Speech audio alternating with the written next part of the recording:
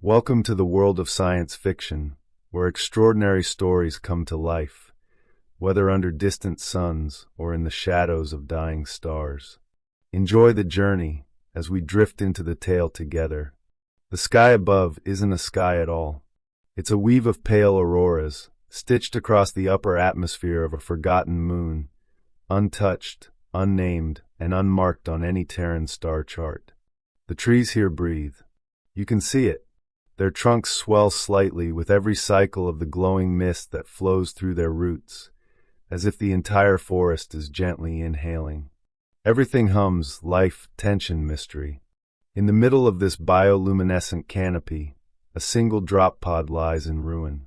Silver plating twisted open like a broken shell, wires spilling into moss, escape hatch split halfway and blackened with plasma scoring. Jalen Farrow doesn't remember the crash. One moment, he was running a routine mineral scan on orbit. The next, the NAVCOM glitched. Hard.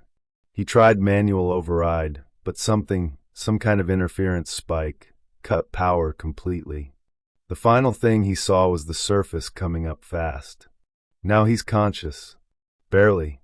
Lying flat, half buried in jungle flora that pulses with faint green light. He blinks through the pain. His body is screaming. There's a sharp, unnatural pressure spreading below his waist, deep, dull, and strangely warm. Not bleeding, no broken bones, but something's definitely wrong near his abdomen. Something internal. He tries to move. Nothing. Only his breath. Shallow. Controlled. Around him, the jungle shifts like a living thing. And then movement. Something rustles above the edge of a fallen pod wing. Delicate. Quick. Not animalistic. Almost curious. A figure emerges from the underbrush. She moves like liquid thought, graceful but hesitant. Slender. Humanoid, but distinctly not human. Skin lavender gold, faintly luminous under the jungle light. Long white silver hair bound in loops that glint like soft metal. Eyes far too large to be Terran, gleaming with a color that doesn't exist on Earth. She sees him, tilts her head. No fear, no aggression. Instead, she steps closer, kneels, and then she reaches into a small pouch on her thigh and removes a ceramic container filled with glowing salve. Her gaze lowers toward Jalen's exposed torso. His survival gear had been half ripped open by the crash. She places 2 fingers just above his navel, gently touching the swelling beneath. Her voice, when she speaks, is soft, tonal, measured. Wound lies near core flow, she whispers, as if repeating a diagnostic from memory. Blocked. Painful. She dips her fingers into the salve and spreads it across the curve of his lower abdomen in slow, practiced motions. Jalen groans, half-conscious. She doesn't flinch. Her face is focused, earnest. Not flirtatious. Not shy. Just determined. To her, this is clearly a medical act. But to him, if he were even 20% more awake, it would feel far less clinical. The ointment tingles. She presses gently in a circular motion, just below his navel, murmuring words in her own tongue. Zathmari, Rezanai, cleanse the soul knot. And just as she applies a second pass of the salve, the jungle around them pulses again, once. Like something ancient just exhaled in response. From the shadows, unseen eyes are watching. And so it begins. Jalen slips in and out of consciousness, his breath ragged, body still, awareness flickering like a faulty HUD display. But Lyra doesn't stop. She leans over him, her hands steady, brow furrowed as she traces the path of heat she feels radiating from his lower abdomen. In her people's physiology, this is the soul knot, a convergence point of memory, breath, and ancestral flow. The Terran anatomy, of course, is different. But visually, functionally, spiritually, it's close enough. She hesitates just for a breath, then spreads more of the glowing ointment with the base of her palm, moving in slow, careful circles that shimmer faintly with blue light. The energy reacts to her touch, not violently but with something akin to recognition. From the moment she found him, there had been a pull. Not physical, not hormonal. Resonance. She felt it the second she brushed his collapsed frame, and the air shifted. Not unlike the stories her grandmother whispered of the forbidden pulse that could only occur between the unaligned, between strangers not meant to meet. And yet, here he is. And here she is. The swelling beneath her fingers is hot now. She hums softly, a healing tone, meant to aid in alignment.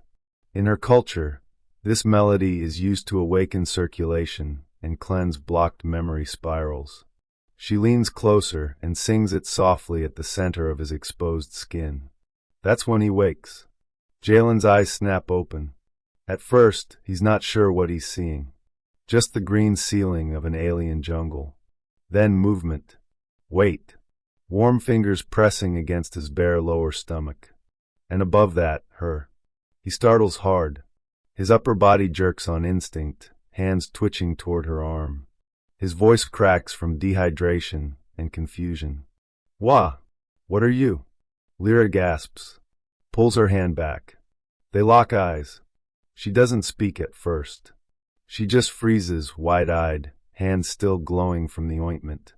His breath hits shallow rhythm. Are you trying to help me? He asks, his voice a groggy mix of suspicion and disbelief. She blinks. Yes. You are swollen. Soul note inflamed. I soothe it.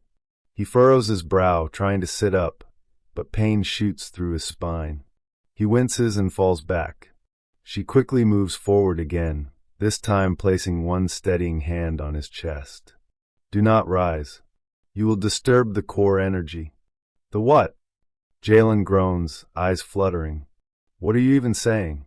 Lyra glances at the wound, still pulsing faintly, and then gestures carefully with her free hand, as if drawing invisible shapes in the air. I saw this once in the resonance scrolls, she says. Your kind very rare. But we were taught, Terran soul knots form below the central spine, and sometimes they must be healed. Jalen looks down, then back at her, and in a voice that's equal parts amused and horrified, he says, You're massaging my stomach because you think I have an inflamed soul knot? Lyra nods, as if it's the most normal thing in the universe. He exhales a shaky laugh. Lady, that's not a soul knot. That's okay, no, you know what? Never mind.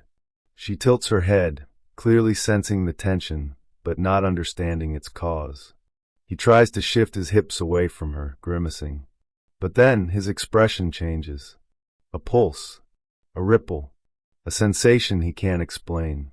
He looks down again and sees faint blue light threading across his skin, connecting her palm print to a network of softly glowing veins. What the hell? Lyra's eyes widen too. She sees it, just like the legends. The resonance is real, she whispers. Jalen's hand twitches. The what now? But before she can answer, a deep vibration echoes through the ground. Not a quake. Not thunder. A call. The jungle pauses. Something ancient has noticed them. Something bound to the old rules of resonance. Lyra looks up into the canopy, then back to him, suddenly pale. We are not alone. Lyra's expression shifts, not to fear exactly, but something older. Heavier. Reverence, maybe. Or dread wearing the mask of memory. She rises to her feet slowly, her bare soles silent on the moss-covered stone, gaze scanning the treetops. Jalen can only watch from below, unable to sit up fully, the sensation of pulsing warmth still ebbing through his lower abdomen like a second heartbeat. What do you mean we're not alone? He croaks, voice raspy. Lyra doesn't answer at first. Her hand still glows faintly with remnants of the medicinal salve, the residue of the bond. She lifts her palm and studies the light trails that now dance across her fingers like stardust trying to remember itself. Then she speaks, soft, rhythmic, almost ritualistic. When an uninitiated resonance is formed without ceremony, the forest remembers. The ground echoes. The sky listens. Jalen stares blankly. That doesn't sound comforting. Lyra kneels beside him again, calmer now, but wary. You triggered something, she murmurs. Or I did. Or both. Her brow furrows. Either way, the bond began. What bond? Jalen tries to sit up again and fails. I thought you were just rubbing ointment on a bruise. She tilts her head. It is not a bruise. It is your soul knot. He sighs. That's not a... He pauses, then grimaces. You know what? Sure. Let's pretend I have a soul knot. Why not? Lyra doesn't laugh. She's still watching him with that strangely ceremonial calm, like he's something between a patient and a prophecy. She touches her own collarbone, then points to his abdomen. When I treated the node, Light responded. That is bond seed. We must finish it, or the forest will send watchers. Watchers, he echoes, then mutters under his breath. Galactic first contact, and I get the mystic jungle planet with ghost protocols. She gently places her palm back on his skin, not for healing this time, but as a kind of connection. The glow flares slightly again at her touch, threads of light webbing out around her fingers. Jalen flinches. Is that supposed to happen? Lyra's eyes widen. No, not unless. She trails off. Unless what? He asks. She doesn't answer. Instead, she opens a small satchel at her hip and removes a thin metallic disc etched with alien glyphs. She presses it against the side of his chest. The device lights up, scans his vitals, and emits a soft three-tone chime. Her breath catches. What? Jalen asks. What's it say? She looks down at him, her face caught between wonder and alarm. Your pulse pattern is not only human, she whispers. There is overlap. Overlap? She nods slowly. I think you've been bonded before, but never completed it. Jalen squints. That's absurd. I'm not exactly dating your species regularly, but a strange unease creeps into his gut. Because now that she mentions it, there was something. A year ago, during an off-world diplomatic mission to the Kesri ruins, he'd touched a shard. Just a stone, they said. An artifact. But the medics had to sedate him afterward. Said his vitals spiked like he'd been overloaded by a memory stream. Could it be connected? Could that shard have been a partial resonance imprint? And now this ritual is completing it? Lyra's voice interrupts his spiraling thoughts. You must choose, she says gently. Complete the bond, or sever it before sunset. Sunset? She nods. That is when the threshold closes. If left unfinished, you may fracture. Your memory will not know what is yours. Your instincts will not remain your own. Jalen exhales. And if we complete it? We finish the night cycle together. Aligned. Balanced. His eyebrows rise. Defined together. Lyra blinks once. In your terms, we would remain in contact. Mind to memory. Breath to breath. He coughs.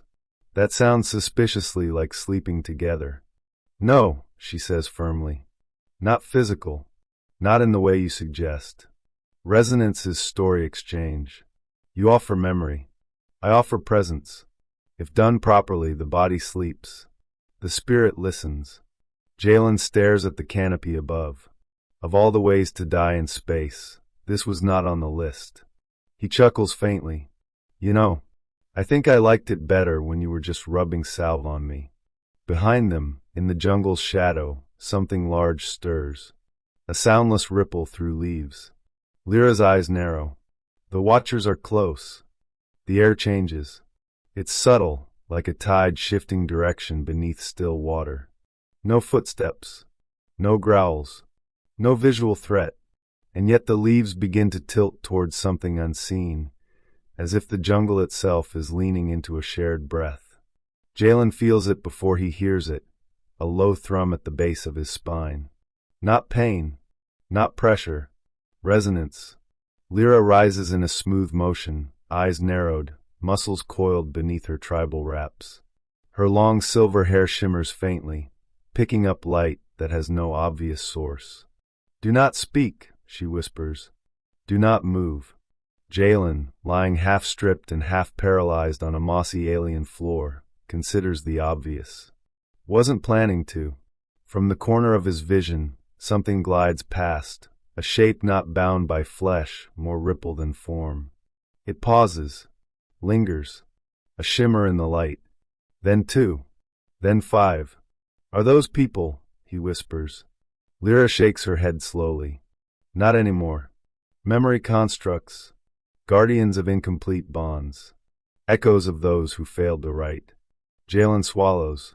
The watchers drift in a wide, slow arc around them, their outlines vaguely humanoid, tall, elegant, blurred at the edges like reflections in warped glass. No eyes, no faces. Only faint pulses where their hearts might have been. They won't attack if we're still, he asks. No. They will observe. If we break pattern, they will correct. He raises a brow. What's correction look like? She hesitates, then says with stark honesty, loss of self, memory absorption. You become a new pattern. One they understand. Right. Okay. Very motivated to stay put, then. One of the watchers glides closer. It stops just above him, a hand-like shape extending toward his chest. The air around him chills. Jalen clenches his jaw as the thing hovers an inch from his skin, absorbing data through proximity alone. Why are they here now? He asks through his teeth. Because we began the bond incorrectly, Lyra replies, her voice calm despite the situation. No offering, no consent, no alignment. And whose fault is that? He mutters. She doesn't blink. Mine. I touched you before the glyphs were lit. Lady, I was unconscious. I wasn't exactly giving consent either. She tilts her head, gaze level. And now we both pay. The watcher finally retracts. It hovers in place a moment longer, then slowly turns. The others drift in sequence, forming a loose perimeter. Not vanishing. Waiting. Jalen exhales. So what now? We just stay here until they get bored. Lyra looks toward the horizon where the twin suns, one pale blue, one molten orange, dip toward convergence. No. We finish what we started. She walks to the far edge of the clearing and presses her palm against a black stone slab, half buried under flowering vines. Glyphs ignite beneath her hand in a slow spiral, casting pale gold light across the moss. A soft vibration hums through the air, and a circular platform rises silently from beneath the earth, carved with concentric rings of alien script.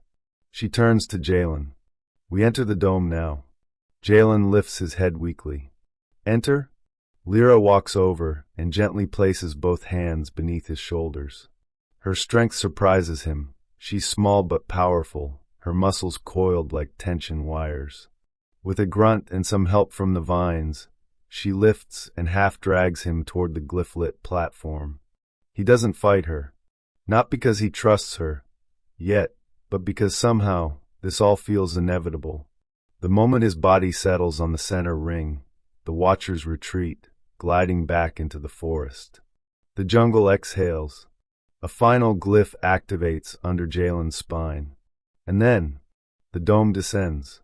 It's not metal, not glass, not anything he recognizes.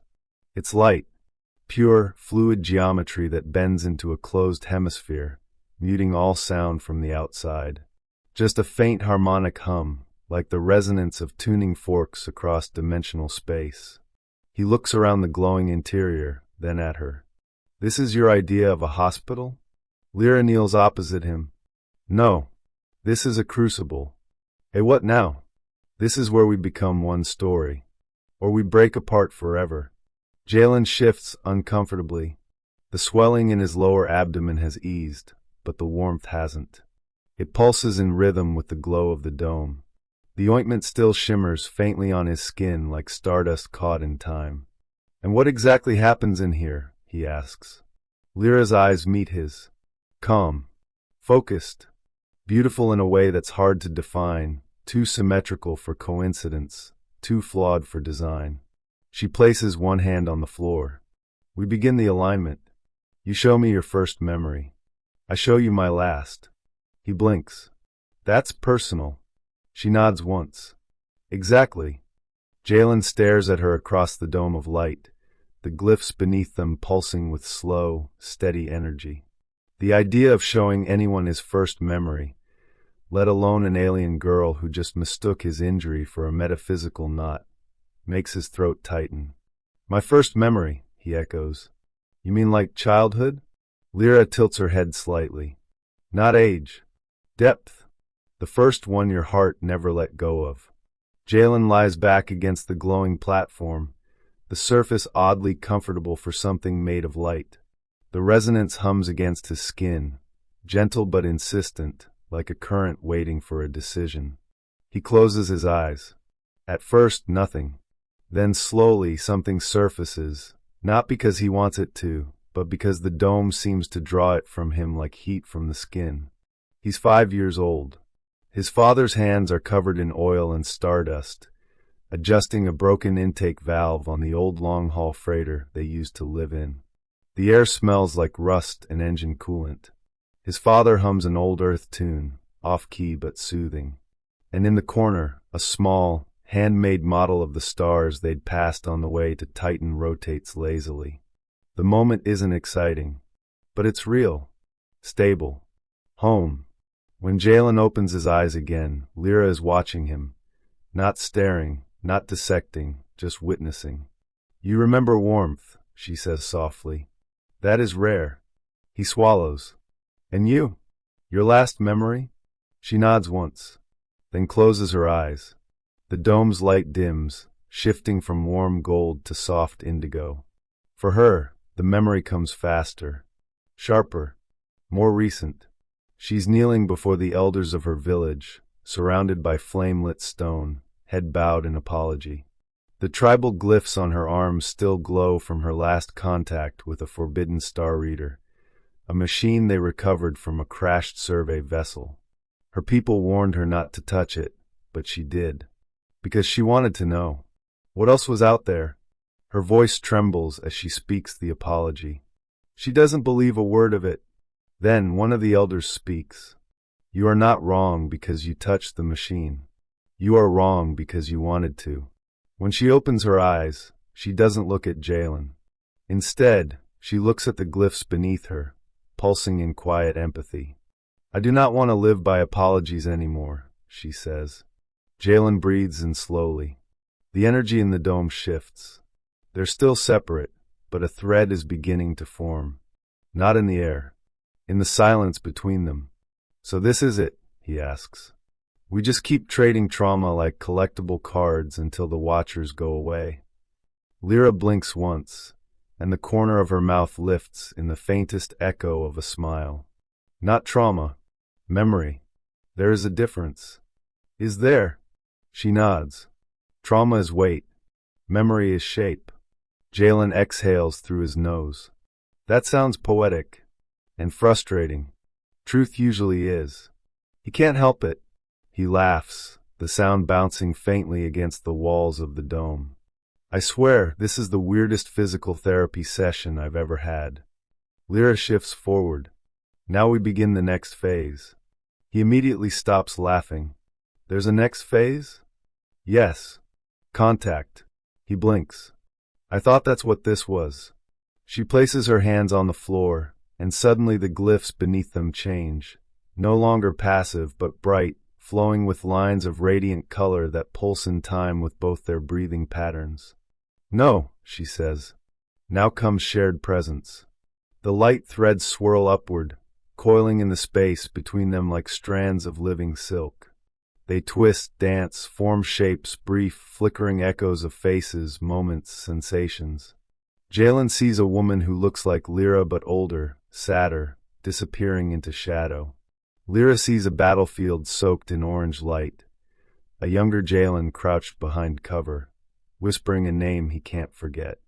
The dome dims further, and the watchers outside lean closer, but do not enter.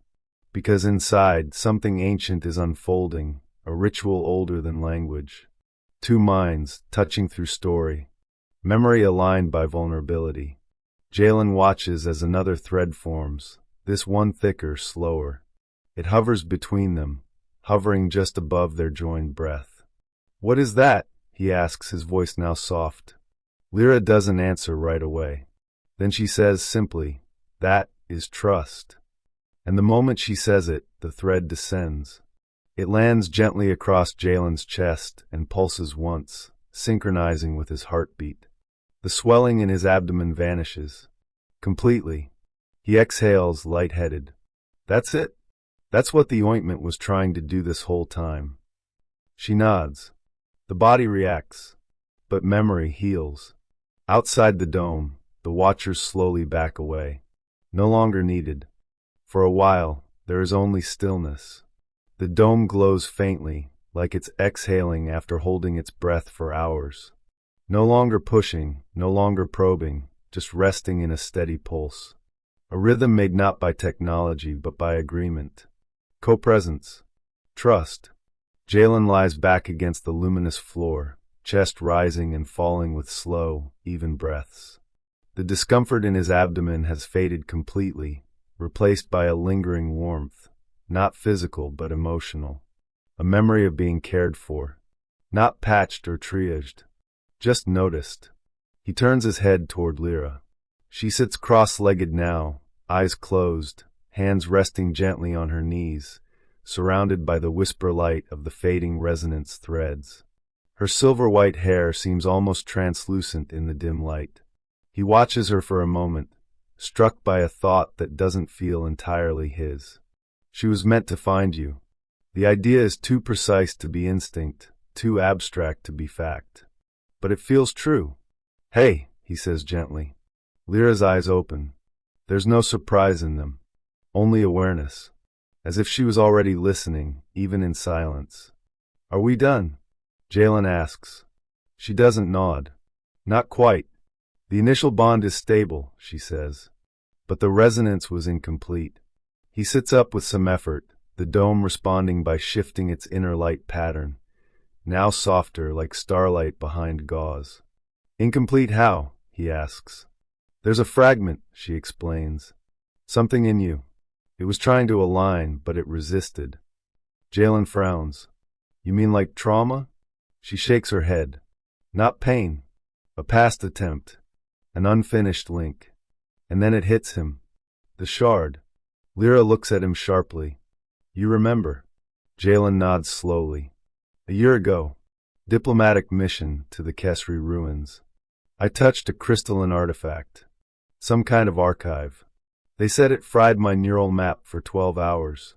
I had dreams, people I didn't know. Feelings that weren't mine.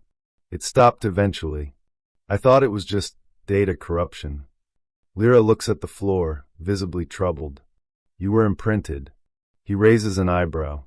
"By who?" She hesitates. "Not a who. A what?" The archive was part of a precursor memory vault, designed to preserve the emotional blueprints of ancient beings. Touching it without preparation meant it embedded a fragment into your cognitive field. He runs a hand through his hair. "And now this ritual stirred it up again." She nods once. "The dome tried to align all active resonance fields within you. It found a conflict, a memory that doesn't belong." Jalen laughs once, low and humorless. "So I've been carrying around someone else's ghost?" "Not a ghost," she says. "A pattern, an echo of a choice left unmade." He leans back against the dome wall, trying to process. "Can I get rid of it?" Lyra's gaze meets his. "Only if you complete it." He frowns. "You mean finish a bond one never started?" She nods. "And if you don't, it will keep pulling you toward people, moments, and decisions that don't belong to you." Jalen rubs the bridge of his nose. "Great. Emotional hauntings. Galactic edition." Then something shifts. Lyra places her palm over her heart. "I offer a joining, a temporary merge. I will carry the echo with you. It will dilute, fade, but only if you allow it." He looks at her, startled. "Why would you do that?" She tilts her head slightly. "Because you did not ask for this. And yet, you accepted my hand, when others would have flinched, or laughed, or turned away." He's quiet. Then he says, "Are you always this poetic?" A faint smile. "Only when translating ancient metaphysics." He smiles too. But behind the smile, something flickers. A hesitation. Not about her, but about him. His own mind. His ability to carry another memory, another life, within himself. Even if it's only fragments. Even if it's fading. Okay, he says finally. Let's do it. She reaches out. He places his palm against hers. A surge. The dome brightens, but not harshly. A gentle flare. A ripple of color that shifts through languages Jalen has never heard, through scents he doesn't have words for. He sees 1,000 alien stars. A hand that was once his, reaching for something lost. A woman's voice. A promise made in the Kesri dust. Then silence. The thread snaps. Cleanly. Lyra gasps softly, as if something were lifted from her. Jalen staggers backward, blinking, breath shallow. That was it? She nods. The pattern is gone. And just like that, the dome begins to dissolve. The walls flake upward like motes of light, drifting into the air like pollen, leaving only the jungle sky above, darkening now, twin suns dipping behind violet peaks. Jalen looks up, and for the first time since the crash, he feels clear. Whole. But he also feels something else. A tether. Not from the shard. From her. Lyra lowers her hand, her voice quiet. The watchers are gone. Jalen doesn't turn to check. He doesn't need to. Because for the first time since waking on this moon, he knows exactly where he is. And who he's with. The jungle exhales. Not literally, but in the way trees seem to sigh when a heavy wind passes and leaves settle again. All around the now vanished dome, the glowing foliage dims into twilight hues. The watchers are gone. The air feels lighter. The moment has passed, but the bond has not. Jalen slowly stands, aided by the same alien girl who once massaged his soul knot, with complete conviction. His legs wobble slightly, but there's no pain now. No swelling. Just the soft afterglow of something deeper having been shifted inside him. Lyra steadies him with one hand on his forearm. It's not a romantic touch. Not yet. But it carries weight, a kind of respect not easily given in her culture. He can feel it. Your gait is uneven, she observes calmly. Still learning to walk without borrowed trauma, Jalen replies with a half-smile. She nods once, deadpan. That is not a common recovery variable. Noted. They move carefully back toward the overgrown crash site. The vines have already begun reclaiming the outer shell of his pod, as if the forest is eager to erase all trace of the intrusion. But there's something else waiting for them there, figures. Movement. 3 tall silhouettes draped in dark fabric with glowing glyphs stitched into their skin-tight sashes. The elders. Lyra stops walking. Jalen immediately feels her body tense beside him. They were watching? He asks. They always are, she replies. The central figure steps forward, taller than Lyra by a full head, eyes like obsidian marbles behind a bone-white mask. Genderless. Voice slow. You completed it. Lyra stands straighter. Yes. There was no permission. There was no time. The other 2 elders say nothing. Their presence is enough. You broke the prime protocol, the masked one continues. Jalen, watching, interjects. She also saved my life. The elders turn toward him in unison. The effect is chilling. He clears his throat. Look, I know I'm just the human here, but I'm guessing your laws don't encourage letting wounded outsiders die in the jungle. No, the elder says, but neither do they allow resonance with an untested mind. You carry foreign fragments. You are not pure. Neither is your jungle anymore, Jalen says. It chose to resonate. That stops them. Not because he's wrong, but because he's not supposed to know what that means. Lyra steps forward, emboldened. The dome accepted us. The watchers retreated. I finished what your rules would have left broken. The elder's mask tilts slightly. You have always tested the limits of our customs. That's what limits are for, she replies. There's a long silence, one filled with the sounds of evening insects and far-off jungle birds. The elders exchange no words, but something passes between them. An agreement. An old conversation renewed. Finally, the masked one speaks again. You are suspended from communal rights. Lyra takes the blow with grace. Understood. You may not enter the sacred pool. You may not be spoken of in the naming ceremonies. I have my own name. And the human? He walks as he chooses. The elder turns to Jalen once more. Do you understand what's been done to you? Jalen meets their gaze. Yeah, I think so. You will carry the imprint of this night forever. Not as pain, but as tether. Your memories are not only your own now. I'm used to that, Jalen says, voice low. I was in the war. The elder nods, almost imperceptibly. Then you understand. Go.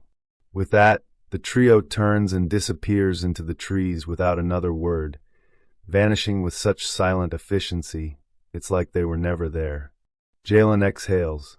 That went surprisingly well.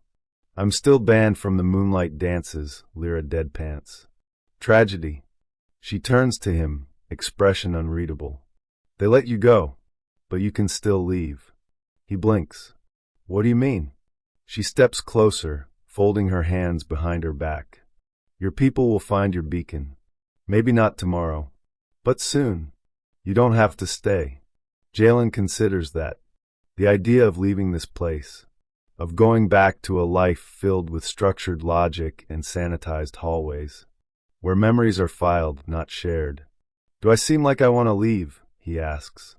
Lyra studies him. Her answer is simple. I don't know. You're human. He laughs. And that means I'm unpredictable? No. That means I don't want to guess. Their eyes meet. Something steady passes between them. Not romantic, not yet. But real. Quiet recognition.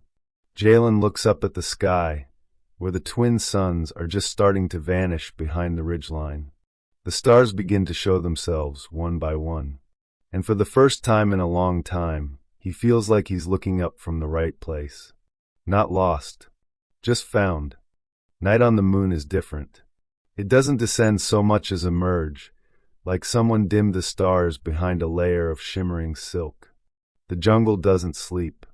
It changes rhythm. The chirps of insect analogues stretch into soft clicks, while the glowing vines on the trees shift from green to a gentle lavender hue, pulsing slowly like they're breathing in sync with the forest. Jalen sits at the edge of the crash site, his back against a curved chunk of the pod's inner shell.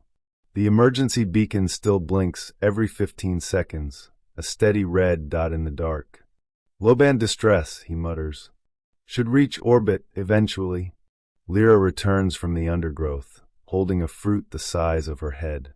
She cracks it open with a practiced twist, revealing bioluminescent seeds arranged in a perfect spiral. This will help you sleep, she says, offering half. Jalen takes it. Because I really need more vivid dreams right now. Her lips twitch in something close to amusement. They sit in silence for a while, sharing the glowing fruit. Jalen watches the reflection of starlight dance on her skin. She doesn't fidget, doesn't shift. She just is present in a way few humans ever manage. Like silence isn't something to be filled, but something to honor. You ever regret it? He asks suddenly. She looks at him. Regret what? Touching me. Starting this whole thing.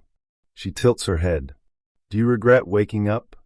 Jalen exhales, rolling the fruit pit between his fingers. That's not a no. It's not a yes either. He smiles. You're impossible to read. I have to be, she says. My culture uses very few facial expressions.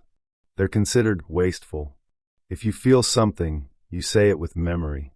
And if you don't want to share the memory, you stay silent. He chews on that. Then, softly, and what does it mean if you touch someone without asking? She looks away. For the first time, Jalen sees a flicker of guilt. Or is it something else? Exile, she says. He swallows. So when you touched me, I thought you would die anyway.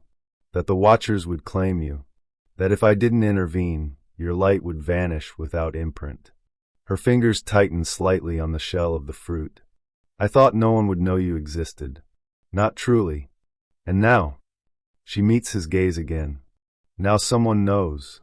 The fireflies drift closer, their tiny bodies humming faint melodies as they loop lazily around the perimeter of the clearing. One lands on Jalen's wrist and sits there, pulsing slowly. He studies her face, the way her silver lashes catch the biolight, the unreadable calm she wears like ceremonial armor. And beneath all that, tension. Stillness under pressure. I think I'm starting to get it, he says. Get what? Why you risked exile? She waits. Jalen sets the fruit aside. You didn't want me to die unremembered. Yes. He nods slowly. Then I owe you something. Her eyes narrow, not with suspicion, but with precision. Humans think in terms of debt. We don't. I'm not talking about repayment, he says. I'm talking about offering. She's silent. He continues. Back in the dome. I showed you my first memory. That was an accident. A pull. But now I want to give you another. Why? Because you shouldn't carry all the meaning alone. The forest quiets. She nods once. Then show me. Jalen closes his eyes. Takes a breath. Lets it out slowly. And he remembers. It's raining. Not on some alien moon, but on Earth. Terran sky. A summer storm. He's 23, standing in the ruins of a burnt-out research station, surrounded by the wreckage of a war that ended 5 minutes ago, but still echoes like a wound. There's a girl, Kayla. He doesn't remember what she said, only the way she gripped his hand, hard, like she was holding on for both of them. Her eyes were red, her jaw set. She was bleeding from the side, but refused to let go. The moment passed. So did she. But the grip remained. For years. He opens his eyes. Lyra watches him without a word. Her face is unreadable. Then she says, almost reverently, You loved her. Yes. She died. Yes. And still you offered the memory. He nods once. Lyra stands, then kneels in front of him, ceremonial, not submissive. She reaches out and places 2 fingers on his collarbone. That is the second bond, she says quietly. The one born not of mistake, but of choice. Jalen looks down at her hand. It glows faintly. Not from ointment, but from truth. Jalen doesn't move. Lyra's fingers rest gently on his collarbone, but the contact feels deeper than skin. Not electric, not invasive, just steady, as though something ancient is waiting between them, suspended like a breath held across centuries. This bond, she says softly, is not for healing. It is for marking. He raises an eyebrow. Marking? Lyra withdraws her hand. The glow remains, 2 soft-edged prints of silver-blue light that slowly fade into his skin, like ink dissolving into water. You carry it forward, she explains, so that even if you forget me, the pattern does not forget itself. Jalen runs a finger across the now invisible mark. That sounds permanent. It is. And what does that make us, he asks. She doesn't answer right away. Instead, she turns toward the jungle's edge. The vines are shifting again, parting, not from wind, but from intention. Something, or someone, is approaching. Lyra speaks without looking back. It means the forest will no longer decide for us. That's enough for now. Jalen rises to his feet beside her, shoulders still aching faintly, but his movements stronger now. Grounded. No dizziness. No echo memories tugging him backward. He's present. The brush clears to reveal 3 figures, not elders this time, but members of Lyra's tribe. 2 women, 1 male, all dressed in ceremonial dark wraps that shimmer faintly with embroidered glyphs. Their faces are exposed, young, solemn, curious. One of them, a girl barely more than a teenager, steps forward and offers a folded cloth. Lyra accepts it without speaking. Jalen watches the exchange. More punishment? Lyra opens the cloth, revealing a smooth obsidian medallion etched with an intricate, interwoven spiral. No, she murmurs. Recognition. Jalen blinks. I thought they exiled you. They did. But this, she holds the medallion up to the starlight. This means I'm allowed to finish. He frowns. Finish what? The bond, she says simply. I thought we already.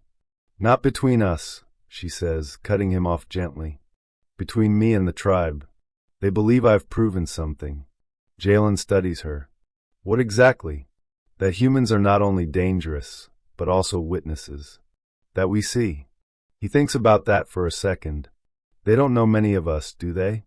They know enough. Most came here with scanners and sterilizers. You came here with broken bones and silence. He snorts. To be fair, I crashed here. All stories start with an accident, she replies. She fastens the medallion to a cord around her neck and turns to face the three visitors. There's no ceremony, no speech, just a moment of mutual eye contact, followed by a quiet nod. Then the trio turns and walks back into the forest, vanishing like a dream the moment you try to explain it. Jalen exhales. So what now? Lyra looks up at the twin moons overhead. One is cracked through the middle, fractured by some ancient cataclysm, but still orbiting proudly. Now, she says. Now we go to the sky threshold. He raises an eyebrow. That sounds both majestic and very ominous. It's where your beacon will be strongest, she explains. Where your people might find you. Or not. She glances at him sideways. Does that bother you? He considers. Then shrugs. I think it bothers me that I'm not sure if I want them to find me. That's how resonance works, she says. Once memory aligns with another's presence, the old anchors don't hold the same weight. They begin walking slowly along the overgrown path that winds through the glowing jungle. It's not a trail exactly, but the forest makes space for them, parting with almost sentient deference. As they move, Lyra pulls a small vial from her satchel and hands it to Jalen. For your skin, she says. He uncaps it. Inside is a paste of shimmering silver flecked with green crystal dust. It smells like frost and old flowers. What is it? He asks. A balm for travel. Keeps your body aligned while your memory continues to reshape. He eyes her. Do you give this to all the humans you soul bond with? She tilts her head. There has only ever been one. Lucky guy. She glances at him. Clumsy mostly. Bleeds easily. Misunderstands half the things I say. Sounds like a handful. He is. A beat passes. Then they both laugh, quiet, tired, but real. The trees open ahead into a vast, starlit clearing. At its center stands a crystalline spire, cracked but humming with embedded energy. It pulses every few seconds with a faint ripple of light. Jalen stops walking. His breath catches. Is that? Lyra nods. The threshold. He stares at the spire, all creeping into his voice. That's not a transmitter. That's a relay core. Terran military hasn't used these in decades. Your signal will reach the outer arcs, she says. Someone will answer. Jalen is silent. And then he says, without turning, what if I don't activate it? Lyra doesn't respond immediately. When she does, her voice is barely a whisper. Then we choose memory over message. The relay core towers above them like a shard of frozen lightning embedded in earth. Its jagged edges shimmer in hues that shift with every breath of wind, turquoise to violet to pale gold. It's broken, cracked clean through the upper arc, but still alive. Still listening. Jalen circles the base slowly, fingers brushing across the surface. The energy within it thrums under his skin like a second pulse, one that doesn't belong to him, but recognizes him anyway. I can patch it, he murmurs. Might take a few hours, but the transceiver's intact. I could boost the distress call. Lyra watches him from the tree line, her arms crossed. And then they'll come. They will, he says. Probably with questions. A quarantine field. Protocols. And they'll take you home. Jalen pauses, his hand resting against the core. The hum shifts. Quieter now, like it's waiting. Home, he repeats softly. He turns to face her. You're sure they won't take you too? She shakes her head. They won't see me as a person. I'm unregistered, untagged, unknown. Jalen studies her. They'd see you as a witness. They'd see me as an anomaly, she corrects. And that's when it hits him, again, how thin the thread between worlds truly is. One call, and everything changes. Or ends. You could come with me, he says quietly. Lyra tilts her head.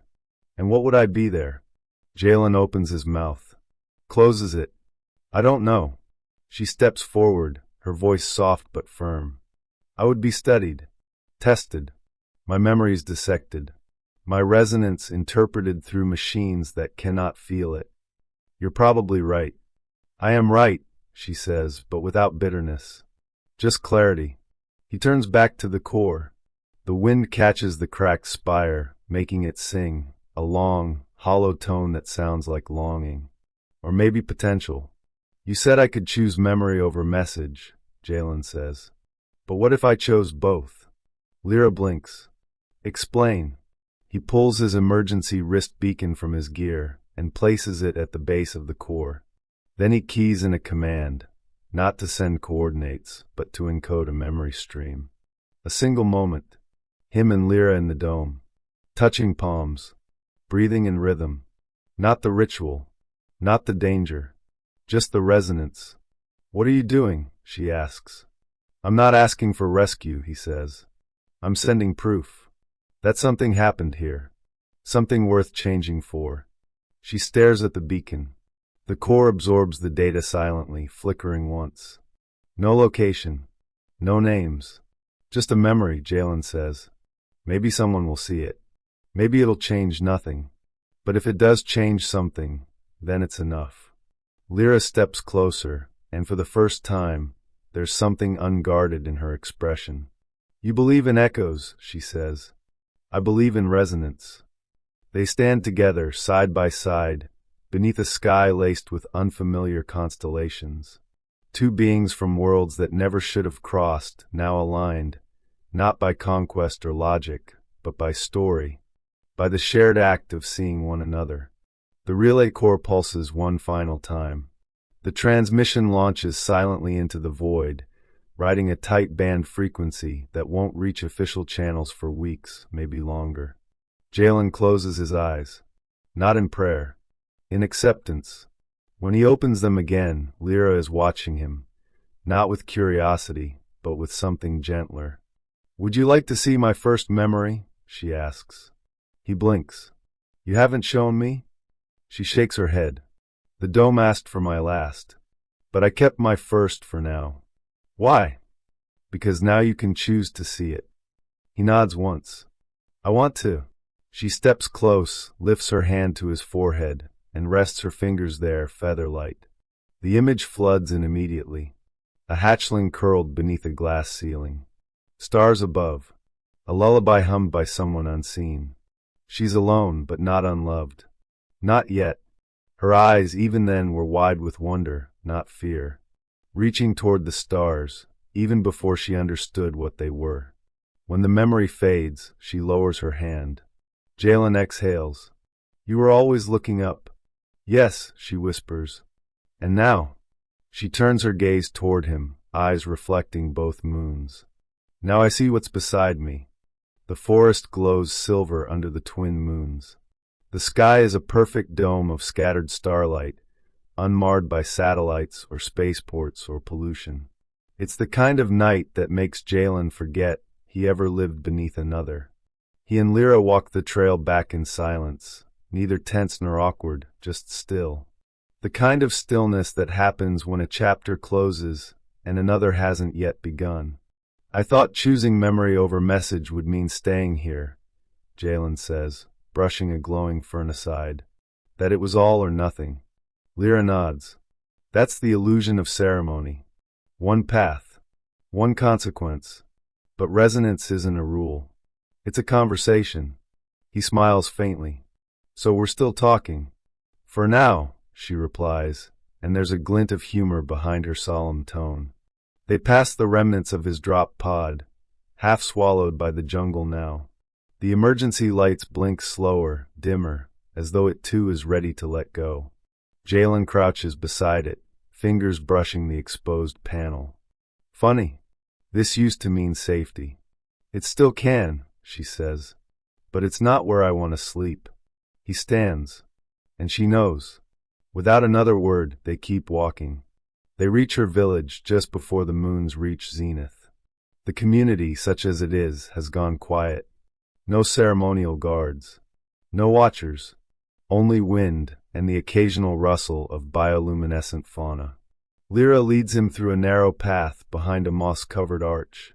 A door opens, a subtle motion built into the stone.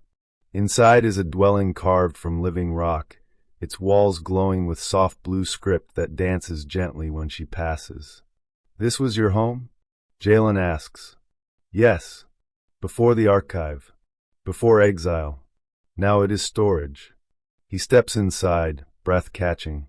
It's beautiful. Sparse, yes, but not empty. Objects that matter are carefully placed. A polished stone flute, a threadbare robe woven with starlight patterns, a single book made of pressed leaves and etched crystal. Jalen kneels beside a small cushion and sets down his pack. "You don't have to host me," he says. "I can sleep outside." "You could," she agrees. "But the forest speaks louder at night." He pauses, then sits fully, legs crossed. "And in here?" She lowers herself across from him, folding her body into an elegant seated pose. "In here, only we speak." They sit in quiet again. And then Lyra asks a question that seems to surprise even herself. "What does it mean to humans to be chosen?" Jalen tilts his head. "Context matters." "Chosen for what?" She hesitates. "Then, for closeness. For keeping." He considers this. "It means someone saw you. Really saw you. And still said yes." Lyra's eyes lower. "We don't use that word." "What, yes?"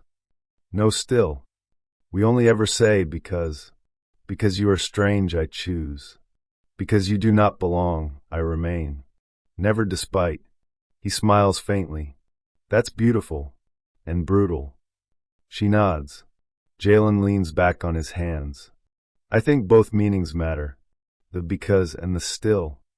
You chose to help me, because I needed help. And you stayed still, after I confused everything." "I never left," she says simply. He looks at her. "Do you regret that?" "No. But I wonder what happens next." "So do I." He exhales, gazing up through the skylight, a thin cut of night sky visible above them. The stars look clearer here, like they're not just burning, they're listening. He reaches into his satchel, pulls out a tiny crystal recorder. Flips it open. Records a single sentence. The resonance was real. "I chose it. Not for duty. For presence." He saves the message, then deletes the coordinates. Lyra watches him.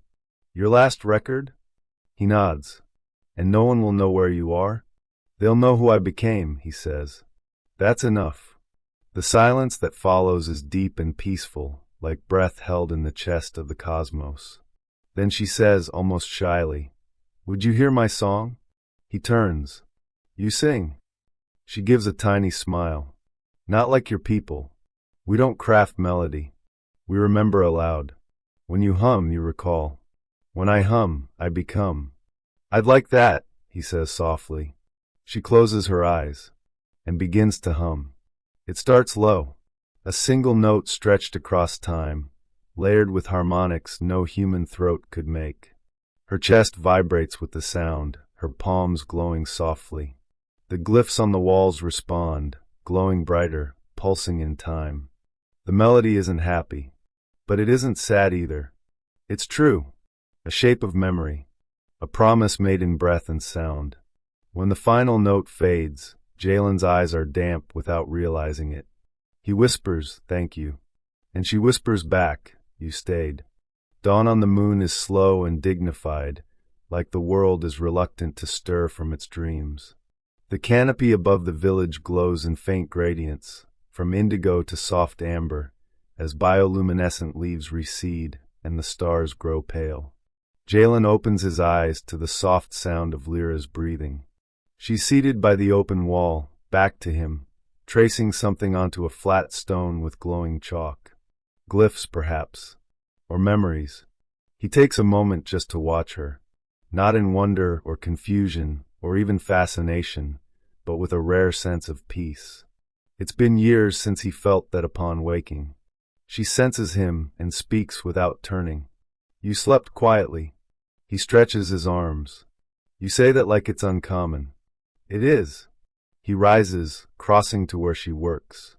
The markings on the stone aren't glyphs, at least not in the traditional sense. They're abstract arcs and spirals that shift slightly when viewed from different angles, refracting color like oil on water. Is that language? It's a kind of offering, she replies. A morning map. You draw the shape of your memory from the dream. Not the dream itself, just its emotion. He blinks. Like a mood diary. She gives him a side glance. Like a prayer. He nods, lips quirking. Close enough. She passes him a fresh piece of chalk. Try. Jalen hesitates, then kneels beside her and presses the chalk to the stone. At first, his hand hovers. He doesn't know what to draw. But as he thinks about what he felt, what he dreamed, his hand starts moving. A curved line, sharp and jagged at one end, smooth and spiraling at the other. He finishes and leans back. The shape catches light, then changes. The spiral part flattens, softens, dissolves into a misty blue, while the jagged tip flares bright amber. Lyra studies it. You dreamed of pain becoming direction, she says quietly. He blinks. Is that what it means? No, she replies. That's what it felt. They sit in comfortable silence again. The village slowly stirs around them, distant voices, footsteps, laughter, the grinding of stone plates being lifted for morning air. No one interrupts them. No one gawks. The exile and the outsider are no longer anomalies. They are simply present. Jalen runs a hand through his hair. I keep waiting for the universe to yank me out of this. It already tried, she says. And you said no. He thinks about that. About how many times in his life he's been pulled into duty, protocol, obligation. How many times he said yes because it was easier than resisting. But this time he stayed. He chose. He turns to her. What happens if I don't leave? Lyra's hands still. She doesn't look up. You become more. He frowns slightly. More of what? She finally meets his gaze. Not what? Who? There's something in her tone, gentle but weighted. Not like a warning. Like a truth. One he hasn't earned yet. You mean resonance changes a person? No, she says. Presence does. They rise together and step out into the village square. The morning light sharpens now, catching the moss with golden accents. The air smells like citrus and old stone.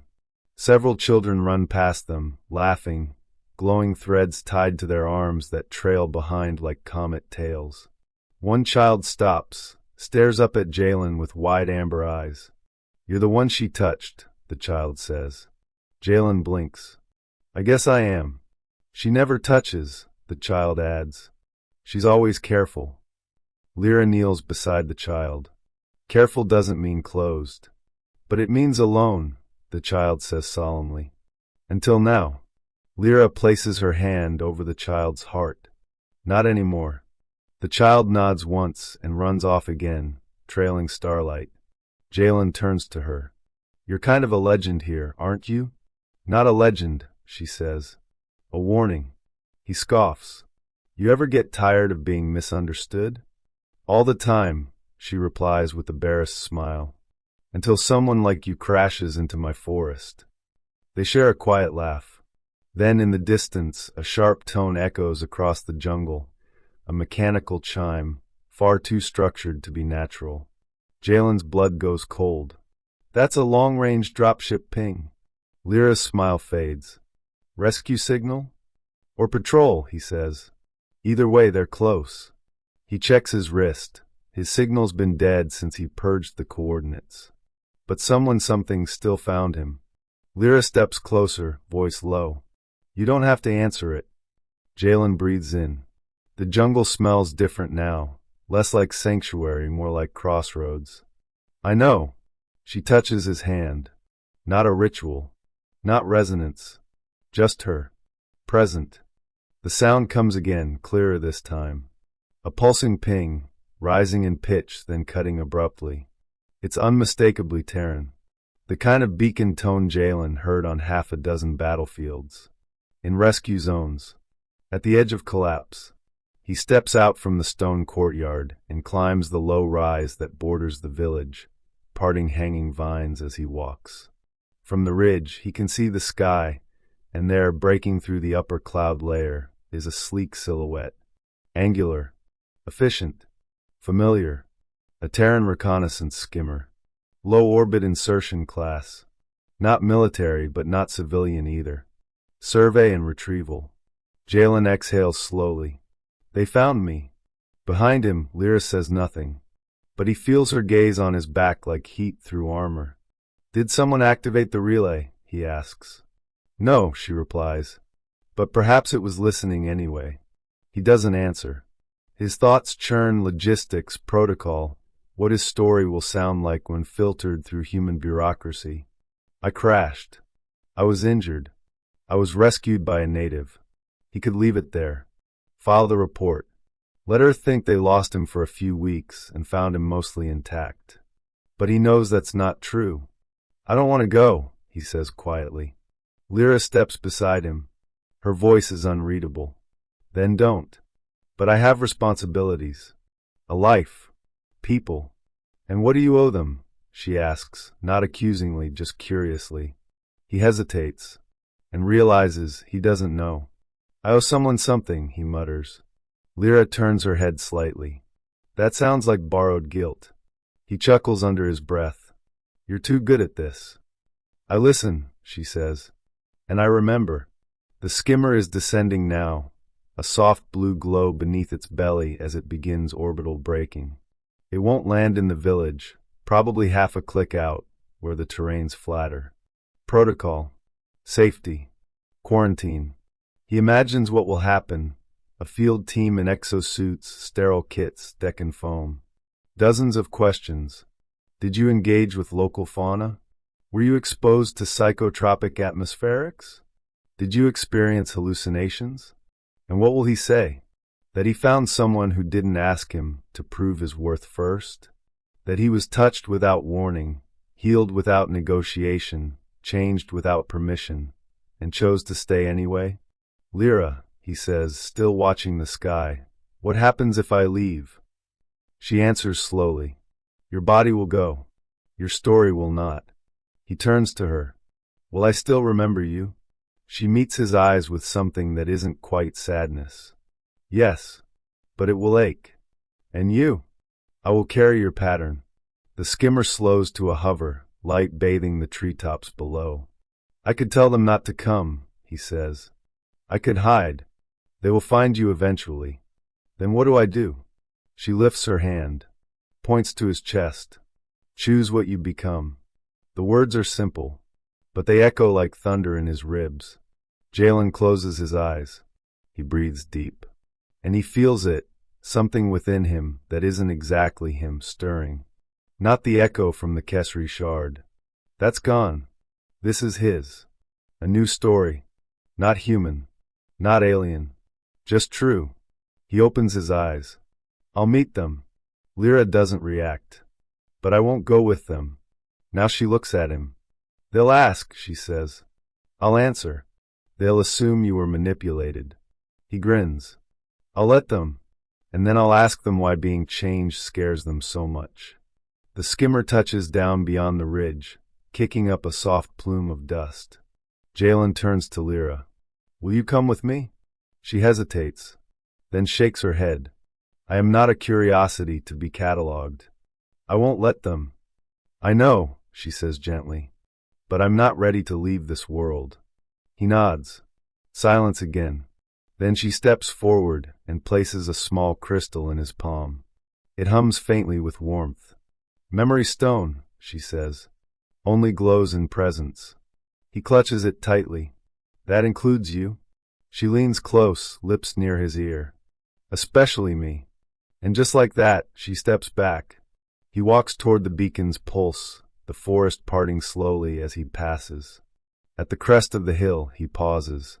Turns. She's still there, standing in moonlight and memory. He lifts the stone. It glows. She lifts her hand. He mirrors it, and then, without another word, he walks into the light. The light from the Terran skimmer is sterile. Too bright. Too clean. It slices the jungle in geometric patterns, lines of fluorescence across moss and bark and the soft, living world that had just begun to feel like home. Jalen steps into the perimeter, blinking against the sharp blue floodlights. A low-frequency scan hums over him, mapping his vitals. No voice welcomes him. No one steps forward. The machines come first. 2 drones flit out from the undercarriage, silver insect things with surgical limbs. They scan his face, his gait, his breathing patterns. A 3rd drone projects a hollow interface. Identified, LT Jalen Torres. Missing, 18 standard days. Status, alive, unstable neural readings. Initiate decontainment protocol? No, Jalen says quietly. Override protocol. No isolation. Manual report. A voice responds this time, flat and mechanical. Not a person. Just programming.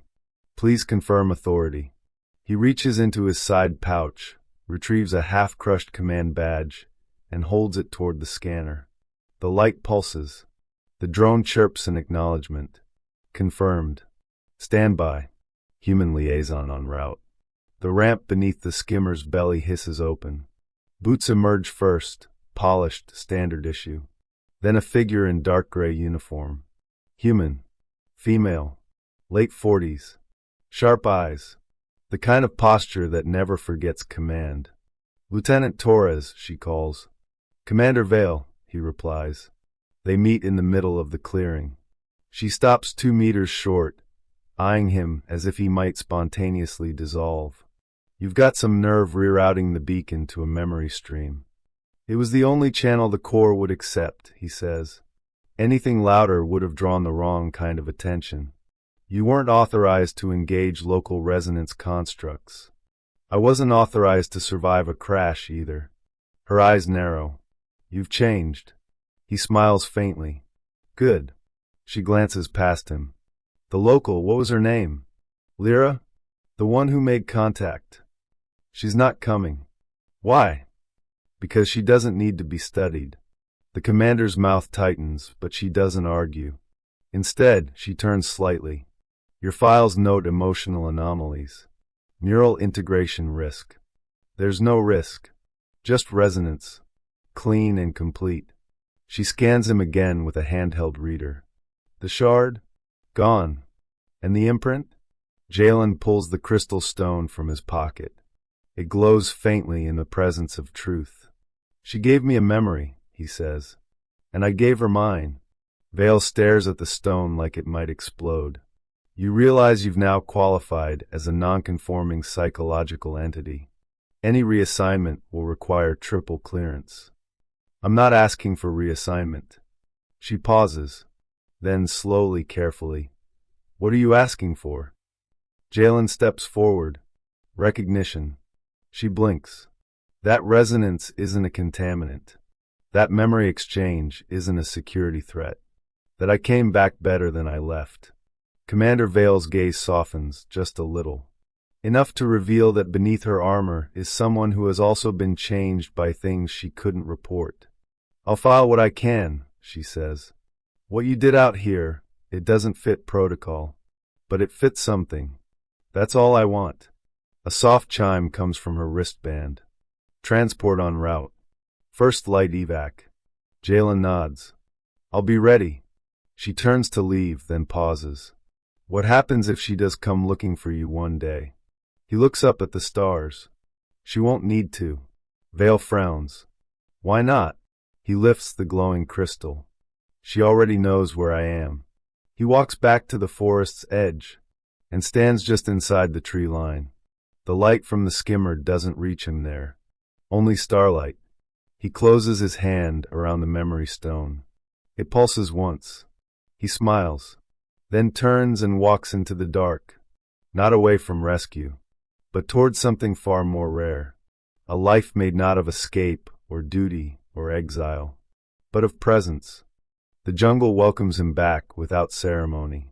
No watchers, no sounds of protest, only the hush of bioluminescent leaves and the whisper of vines curling back into place after Terran wind disrupted their rest. It's as if the forest has already accepted what Jalen now understands. He never truly left.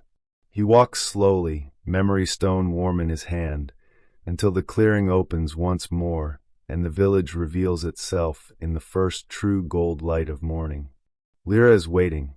She stands beneath the same arch of woven branches that marked his first entrance here, her back straight, arms loosely at her sides. She doesn't move toward him, doesn't call out, just waits, because she knows now too. That presence isn't about reaching. It's about remaining. Jalen steps into the courtyard and breathes deep. "You stayed," she says softly. "I needed to," he replies.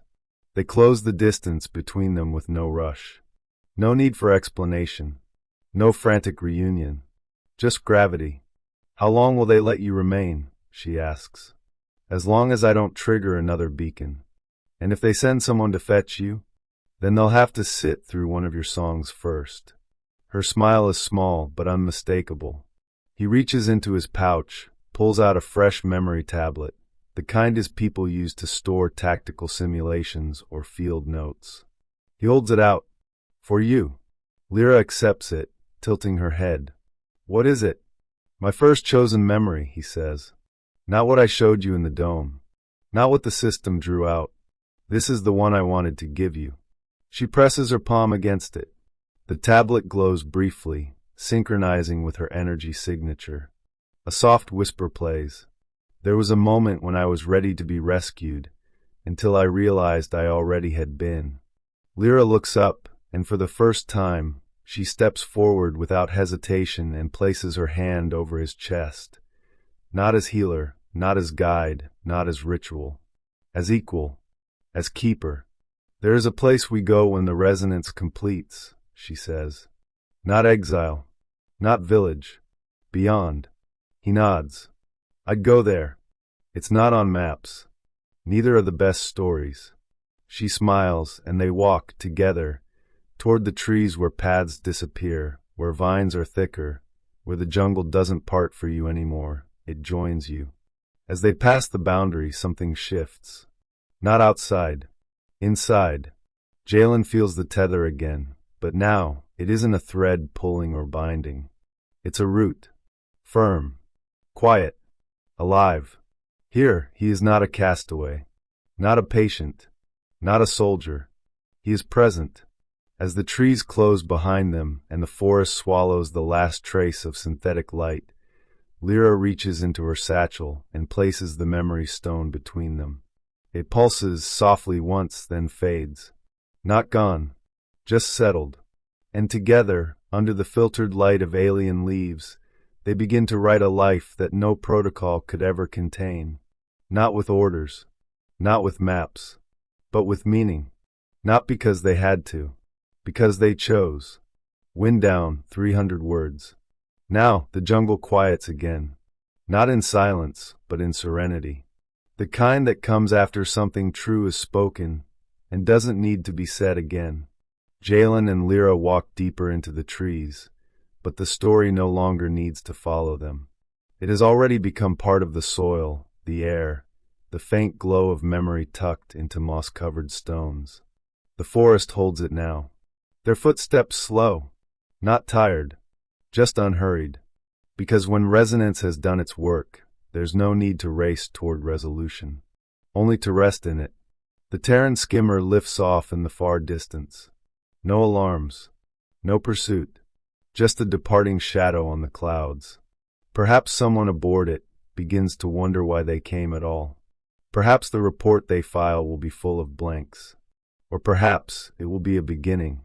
Either way, the forest doesn't care. It remembers what matters. It remembers two strangers who shared breath, shared story, and chose to become more than their orders, their heritage, or their grief. It remembers the stone that glowed in palm light. And now, so do you. So close your eyes. Let the jungle hum lull you. Let the stars peer down through high canopies you've never seen. And let memory, not logic, carry you into sleep, where maybe, just maybe, someone kneels beside you and hums your soul awake.